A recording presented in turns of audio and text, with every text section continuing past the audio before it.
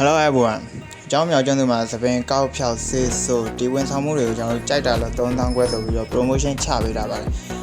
အဲ့ဒီချပေးတာတဲ့ promotion တွေကိုမယုံကြည်သေးတဲ့လူတွေရှိနေတာကိုလည်းတွေ့ရပါတယ်မယုံကြည်ဘူးဆိုတော့လည်းနားလည်ပေးလို့ရပါတယ်ဘာလို့လဲဆိုတော့ကျွန်တော်ပေးတဲ့ quality နဲ့ပေးရတဲ့ဈေးနဲ့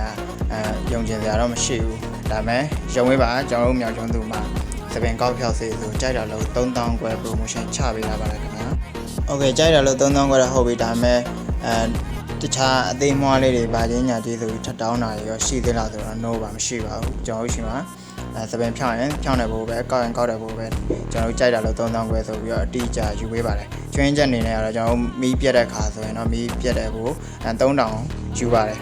ဒါပါပဲကျန်တာတော့အများကြီးမရှိပါဘူးကျွန်တော်တို့လက်ရပိုင်းရောဆေးပိုင်းရောဝန်ဆောင်မှုပိုင်းရောအကုန်လုံးကိုလုံးဝအကောင်းစားတွေပဲပေးတာဖြစ်ပါတယ်ဒါပေမဲ့ကျွန်တော်တို့ရှိမှာlimit တော့ရှိပါတယ်ကျွန်တော်တို့တစ်ရက်ကိုဝန်ဆောင်မှုလူဦးရေ9ယောက်ကိုပဲကျွန်တော်တို့လက်သင့်ခံပါတယ်ကျွန်တော်တို့တစ်နေ့ကိုလူဦးရေ9ယောက်စာကိုပဲကျွန်တော်တို့ဝန်ဆောင်မှုပေးသွားမှာဖြစ်ပါတယ်အားလုံးပဲ thank you ပါ